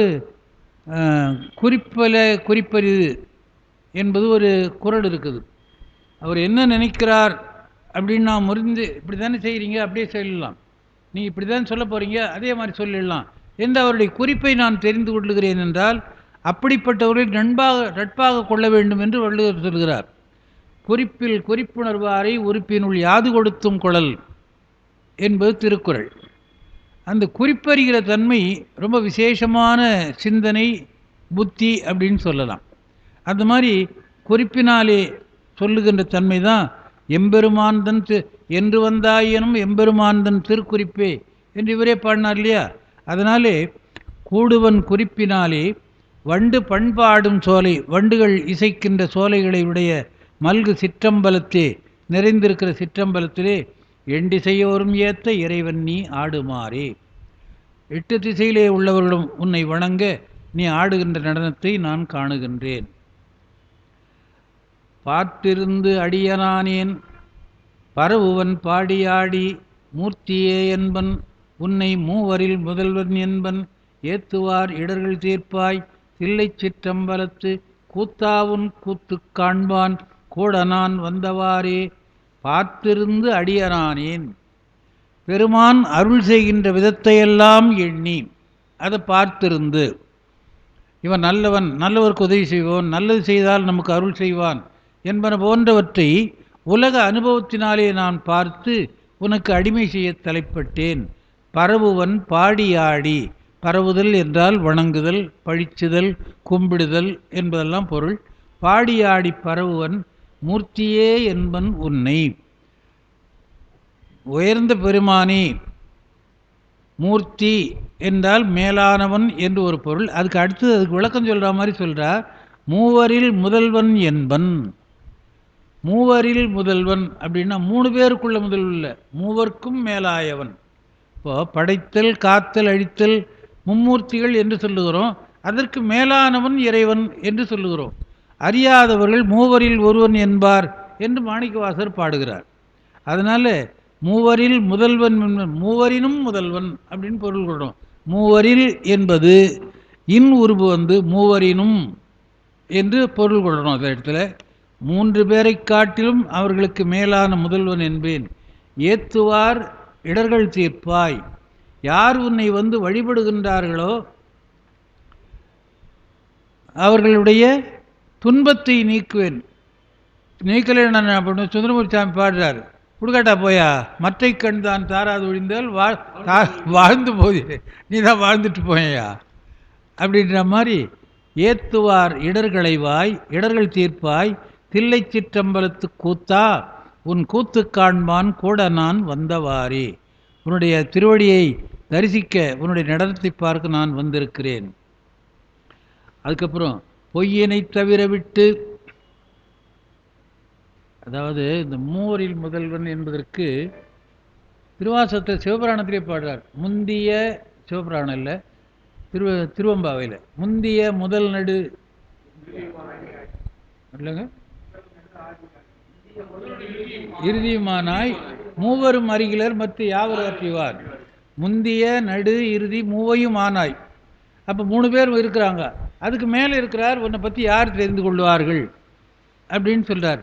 அதனால் மூவர் முதல்வன் என்பது மூவரினும் முதல்வன், மூவருக்கும் மேலானவன் என்று பொருள். அதுக்கு அடுத்த பாட்டு பொய்யினை தவிர விட்டு புறமலா அடிமை செய்ய ஐய நீ அருளி செய்யாய் ஆதியே ஆதிமூர்த்தி வையகம் தன்னின் மிக்க மல்கு சிற்றம்பலத்தே பையனுன் ஆடல் காண்பான் பரமனான் வந்தவாறே. பொய்யினை தவிர விட்டு புறமலா அடிமை செய்ய, அதுதான் பொய்யடிமை இல்லாத புலவர் என்றே பாடினார் சேக்கிழார். உள்ளத்திலே பொய்யிருந்து அடிமை செய்தால் அது ஏற்கக்கூடாத அடிமை, அந்த தொண்டு பயன் தராது, அந்த தொண்டு இறைவனுக்கு ஏற்றுக்கொள்ள முடியாதது என்பதனாலே பொய்யினை தவிர விட்டு புறமலா அடிமை செய்ய ஐய நீ அருளி செய்வாய். அதனால்தான் வள்ளலார் பாடினார், உள்ளொன்று வைத்து புறமொன்று பேசுவார் உறவு கலவாமை வேண்டும் என்று பாடினார். அதனால் புறமெல்லாம் பொய்யினை தவிர விட்டு புறமலா அடிமை செய்ய, புறம்போகாது உனக்கே தொண்டு செய்ய ஐய நீ அருளி செய்யாய் ஆதியே ஆதிமூர்த்தி, எல்லாருக்கும் முதல்வனாக இருக்கின்ற பெருமானி, வையகம் தன்னின் மிக்க மல்கு சிற்றம்பலத்தே.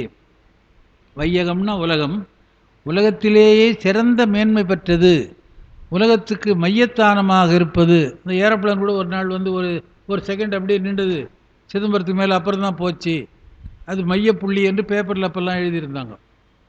அதுபோல் உலகத்துக்கே நடுவாக இருந்து ஆடுகின்ற பெருமான் இருக்கின்ற இடம் ஆகையினாலே ஆதிமூர்த்தி வையகம் தன்னின் மிக்க மல்கு சிற்றம்பலத்தே பைய நுண் ஆடல் காண்பான் பரமனான் வந்தவாறே.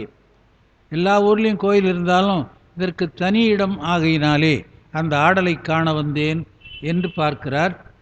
அது என்ன அடிமை செய்யணும்னு முதல்ல சொல்கிறார், பொய்யிலா அடிமைன்றார். பொய் என்பது அழியக்கூடியது, மெய் என்பது நிலைத்து நிற்பது. பொய்யாக தொண்டு செய்தால் பலனளிக்காமல் அழிந்து போகும், உண்மையாக தொண்டு செய்தால் அது பலன் தரும். அதுதான் நாம் உண்மை என்று சொல்லுகிறோம். உண்மைன்னா என்னான்னு கேட்டால், உண்மைன்னா நான் உண்மைதான், மெய்யே, பொய் சொல்லாதது இப்படி சொல்கிறோம். உண்மை என்றால் அழிவில்லாதது அப்படின்னு அர்த்தம். உள்ளது என்பதற்கு உண்மை என்று பகுதியாக வரும். ட்ரூத்து, அதாவது உண்மை விளக்கம் என்று ஒரு சாத்திர நூல் இருக்குது, அது உள்ள பொருள்கள் என்ன என்பது விளக்குவது. உண்மைன்னா பொய் இல்லாதது, பொய் சொல்லாதது அப்படி இல்லை, உள்ளது அப்படின்னு அர்த்தம். பொய் என்பது அழிந்து போகும், மெய் என்பது நிலைத்து நிற்கும். அதனால் பொய்யிலா அடிமை அப்படின்னு சொல்கிறார். அதை சொல்லி பொய்யினை தவிர விட்டு புறமலா அடிமை செய்ய ஐயனி அருளி செய்யாய் ஆதியே ஆதிமூர்த்தி வையகம் தன்னில் மிக்க மல்கு சிற்றம்பலத்தே பையனுன் ஆடல் காண்பான் பரமனேன் வந்தவாறே. மனத்தினால் திகைத்து நாளும் மாண்பலா நெறிகள் மேவ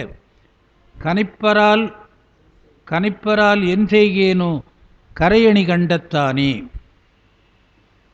தினைத்தனை வேதம் குன்றா தில்லை சிற்றம்பலத்தே அனைத்தினின் இளையம் காண்பான் அடியனேன் வந்தவாறே. மனத்தினார் என்றால் உண்மையான அன்புடையவர்கள், நெஞ்சிலே அன்பு வைத்திருக்கிறவர்கள். திகைத்து நாளும் மாண்பலா நெறிகள் மேலே கனைப்பரால் என் செய்கேனோ. உண்மையான அன்பு இல்லாமல் திகைத்து நாளும் மாண்பலா நெறிகள், மாண்பு என்றால் பெருமை, மாண்பு அல்லாத அப்படின்னா பெருமை இல்லாத, சிறுமையுடைய, தேவையில்லாத வேலைன்றமே, அதுபோல மாண்பலா நெறிகள் மேலே கனைப்பரால் என் செய்வேன். அதை கனைத்தல் என்றால் சொல்லுதல்னு ஒரு அர்த்தம் அப்படின்றமே, அது கணைக்கிறதுன்னு சொல்கிறோம். சொல்லுதல் என்பதற்கும் கனைத்தல் என்று ஒரு பொருள் இருக்கிறது. அதனால் கனைப்பரால் என் செய்கேனோ கரையணி கண்டத்தானே திருநீலகண்ட பெருமானே தினைத்தனை வேகம் குன்றா தில்லைச் சிற்றம்பலத்தே அனைத்து இளையம் காண்பான் அடியனேன் வந்தவாறே. இளையம் என்று சொன்னால் ஒன்று சேருதல், கூடுதல், ஒன்றி இருத்தல் அப்படின்னு பேர். சுந்தரமுற்றாமிழ் பாடுவார், கூடிய இளையம் ஜதிபிழையாமை கொடியடை உமையவள் காண ஆடிய அழகா அருமறைப் பொருளே. திருமலை வாயில் தேவாரம். கண்ணில்லாத பாடுறேன், அதனால் எனக்கு அருள் பண்ணு என்று கேட்குறார். அந்த ரெண்டாவது பாட்டில் சொல்கிற வார்த்தை கூடிய இளையம் ஜதிபிழையாமை கொடியடை உமையவள் காண ஆடிய அழகா. இங்கே திருச்சிற்றம்பலத்தில் என்ன பண்ணுறார், தில்லையம்பலத்தில் பக்கத்திலே சிவகாமி அம்மையார் இருக்கிறார்கள், அவள் காண அவர் நடனம் ஆடுகிறார். அதுதாங்க சொல்லுகிறார். அதனால் தில்லை சிற்றம்பலத்தே அனைத்து நின் இளையம் காண்பான், எல்லாம் ஒன்று சேர்ந்து ஆடுகின்ற ஒருமுகப்பட்ட நடனத்தை காண்பதற்காக அடியனேன் வந்தவாறே. அதாவது நாம் சொல்லுவோம் இல்லையா, கையொன்று செய்ய கண்ணொன்று நோக்க, அப்படி செய்கிற போது எங்கனம் ஏற்றுக்கொள்வாய் கட்சியே கம்பரன் பட்டினத்தார் கூட பாடுறார். அதனால் அதை ஒன்றி இருந்து நினைவுகள் அதுதான் இவர் சொல்கிறார். அப்படி எல்லாம் ஒருங்குவது ஒடுங்குவது அதுதான் லயம் என்று பெயர். அதை இப்போ யோகம் என்ற பெயரில் இப்போ சொல்லிக்கிட்டு இருக்கிறோம். நெஞ்சினை தூய்மை செய்து நினைக்குமா நினைப்பியாதே, உள்ளத்தை தூய்மையாக்கி உள்ளத்திலே கள்ளம்புகாவண்ணும் என்னை தூய்மை செய்யாமல் வெஞ்சமே செய்திராலோ வானவர் தலைவனே, நீ மஞ்சடை சோலைத்தில்லை மல்கு சிற்றம்பலத்தே எனக்கு வஞ்சனை செய்து பொய்யையும் நினைக்க வைக்கிறாய். உன்னை மறக்காமல் நினைக்கிற எண்ணம் எல்லா நேரத்திலையும் வரல. ஆகையினாலே தில்லை சிற்றம்பலத்திலே இருக்கிறாய்,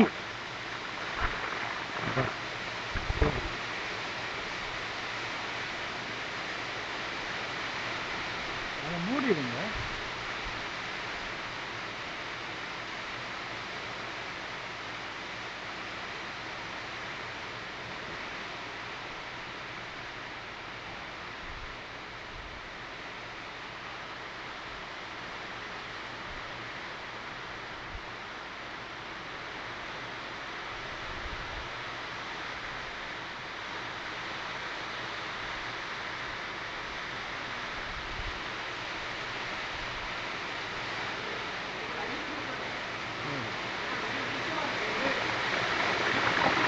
வாசிக்கிறோம்.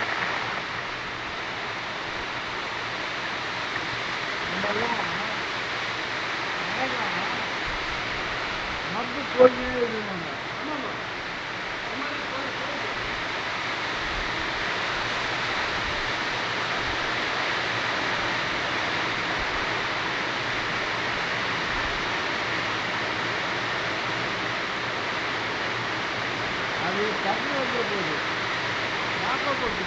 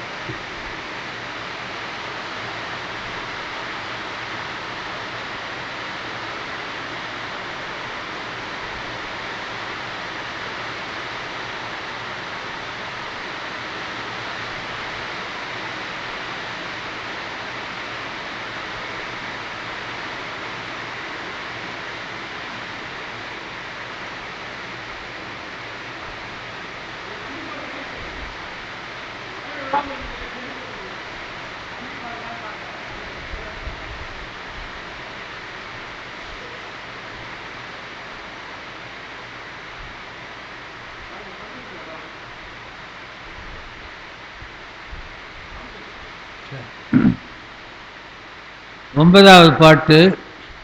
நெஞ்சினை தூய்மை செய்து நினைக்குமா நினைப்பியாதே, வஞ்சமே செய்தியாலோ வானவர் தலைவனே நீ, மஞ்சடை சேர்த்தில்லை மல்கு சிற்றம்பலத்தே, அஞ்சொலாள் காண நின்று அழக நீ ஆடுமாறே. இந்த மஞ்சடை சோலை என்பது நேற்றைய பதிகத்திலேயே அப்படியே வந்தது.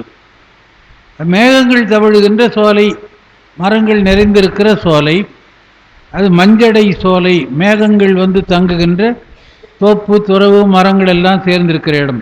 நெஞ்சினை தூய்மை செய்து உள்ளத்தை தூய்மையாக்கி நினைக்குமா நினையாதே, உன்னை தவிர வேறு நினைக்குமாறு செய்யாமல், வஞ்சமே செய்தியாலோ எனக்கு வஞ்சனை செய்திருக்கிறாயோ.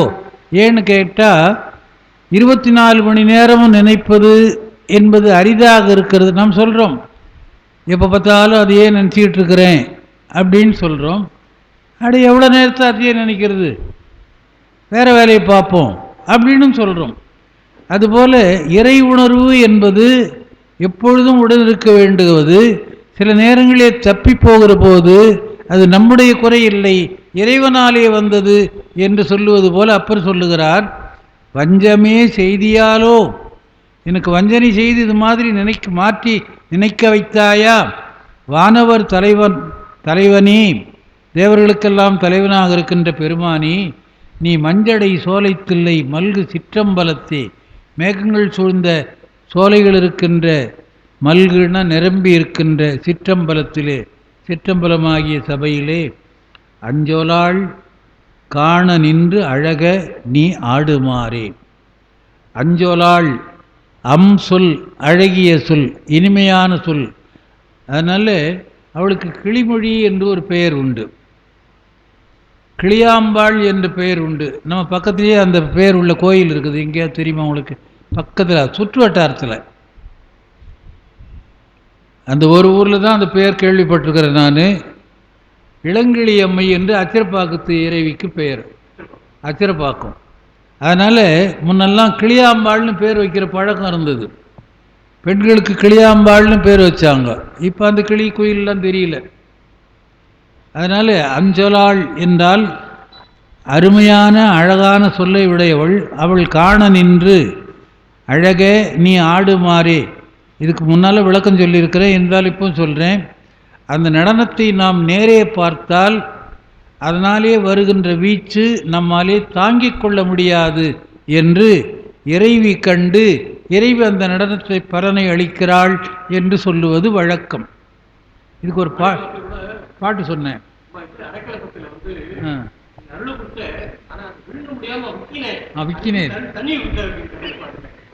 விக்கினேன் வினையின்மையா, அது மாதிரி நேராக. அதனால்தான் நான் ஒரு பாட்டு சொல்லியிருக்கிறேன் இந்த வகுப்புலேயே, மறுபடியும் சொல்கிறேன்.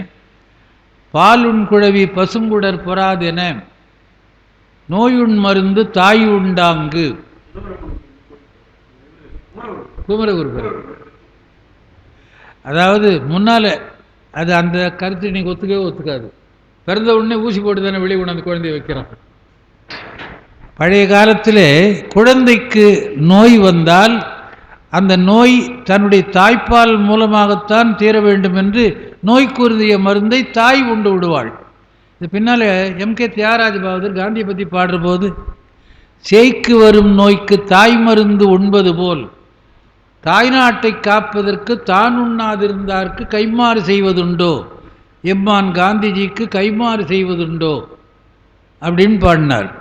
அதனால் அந்த காலத்தில் குழந்தைக்கு மருந்து உணவு நோய் வந்தால் தாய் மருந்து சாப்பிட்ணும். இன்றைக்கி பிறந்த உடனே ஊசி போட்டு கொண்டாந்து வைக்கிறாங்க குழந்தைய. அது மாறி போச்சு. அந்த உதாரணமே இப்போ பொருந்தாது. இருந்தாலும் சொல்கிறார், அஞ்சொலாள் காண நின்று அழக நீ ஆடுமாறே. அதாவது 10வது பாட்டில் சொல்கிறார், மண்ணுண்ட மாலவனும் மலர்மிசை மண்ணினானும் விண்ணுண்ட திருவுருவம் விரும்பினார் காணமாட்டார். திண்ணுண்ட திருவே மிக்க தில்லை சிற்றம்பலத்தே, பண்ணுண்ட பாடலோடும் பரமணி ஆடுமாறே. மண்ணுண்ட மாலவனும் மலர்மிசை மண்ணினானும், இந்த இந்த வரிகளை இந்த மண்ணுண்ட மலர்மிசை மன்னினான் என்பதை பல பேர் பாடுறாங்க, பல பாடல்களில் வருது. சேந்தனார் என்று திருவிசைப்பாவிலே பாடல் பாடிய ஆசிரியர் ஒருவர் இருக்கிறார். பட்டினத்தார் வீட்டில் சேந்தனார்னு ஒரு கணக்கு பிள்ளை இருந்தாராம். ஒரு வேடிக்கையான ஒரு கதை சொல்வார்கள். பட்டினத்தார் என்பது காவிரி பூம்பட்டினத்திலே வாழ்ந்தவர்னு அர்த்தம். பட்டினத்தார்னா அவர்மா பட்டினத்தார், நம்மெல்லாம் கிராமத்தார் அப்படி இல்லை. காவிரி பூம்பட்டினத்திலே வாழ்ந்ததினாலே அவருக்கு பட்டினத்தார் என்று பெயர். சோழ அரசன் ஒரு நாள் அந்த வீதி வழியாக போகிறான்னா, அந்த வீட்டில் தங்கத்தினாலே தூண் வச்சுருக்குதான், தெருவில் திண்ட மேலே தங்கத்தூண். எவ்வளோ நம்பிக்கை இருந்திருக்கணும், எவ்வளோ நேர்மை இருந்திருக்கணும். அரசன் பார்த்தானா வெள்ளியில் தூண் வச்சுருந்து தான். வெள்ளியில் தூண் வைத்திருந்தது. என்ன வெள்ளி தூண் வச்சுக்கிறது, யார் வீடு அப்படின்னா பட்டினத்தார் வீடுன்னு சொன்னாங்களாம். பின்னால் அரசன் போயிட்டதுக்கப்புறம் சொன்னாங்க, அரசன் அங்கே நின்னா வெள்ளி தூணை வச்சுக்கிறாங்க அப்படின்னு கேட்டான் அப்படின்னு சொன்னாங்களாம். அவர் நினச்சாராம், அரசன் போகிற வீதியில் வெள்ளி தூண் இருக்கிறது தப்பு போலுக்குது, நாளைக்கு பொன்னால் வச்சுருவோன்னு பொன்னால் வச்சுட்டாராம். அவங்க வீட்டில் இருந்த கணக்கு பிள்ளை ஏதோ தவறு செய்தார் என்று சிறையில் போட்டார்கள் என்று பின்னால் ஒரு தனிப்பாட்டு வருது. அந்த பாட்டில் பாடுறார், அம்மாடி பாட்டு பாடுறார். இந்த ஒரு பாட்டு சொல்லி முடிச்சிடலாம். மத்தளை தயிருண்டானும் மலர்மிசை மன்னினானும், ரெண்டு பேர் நித்தலும் தேடிக்காணா நிமலனே அமலமூர்த்தி என்று அந்த பாட்டு வருகிறது. மத்தளை தயிர் உண்டானும், மத்தினாலே கடையப்படுகின்ற தயிரை உண்டவனாகிய திருமால். மலர்மிசை மன்னினான், தாமரை மலரிலிருந்த பிரம்மன். அவங்க என்ன பண்ணாங்களா, நித்தலும் தேடி காணவில்லை, தேடி காணா நிமலனே அமலமூர்த்தி. செய்த்தளை பாயும் நாங்கூர் சேந்தனை வேந்தனிட்ட கைத்தளை நீக்கி என் முன் காட்டு வெண்காட்டுளானே என்று அவர் பாடுறார். அது மாதிரி இந்த ரெண்டு பேரும் காணவில்லை என்பதை எல்லாரும் பாடுகிறார்கள். அதுக்காக சொல்ல வந்தேன். மண்ணுண்ட மாலவனும் மலர்மிசை மன்னினானும் விண்ணுண்ட திருவுருவம் விரும்பினார் காணமாட்டார், திண் உண்ட திருமிக்க தில்லை சிற்றம்பலத்தே. திண் உண்ட திரு,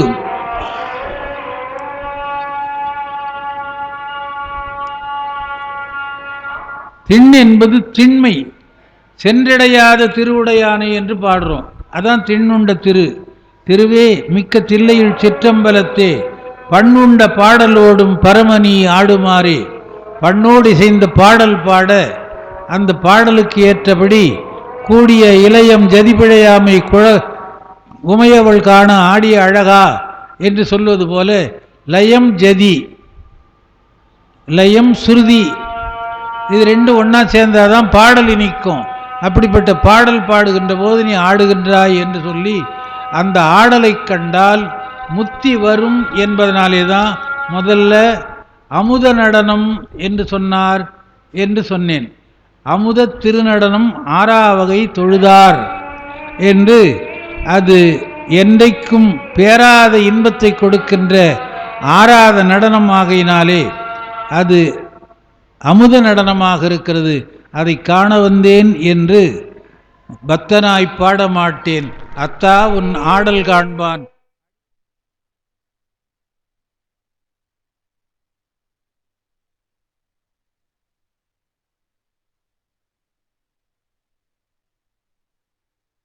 செய்கிறேன். நன்றி, வணக்கம்.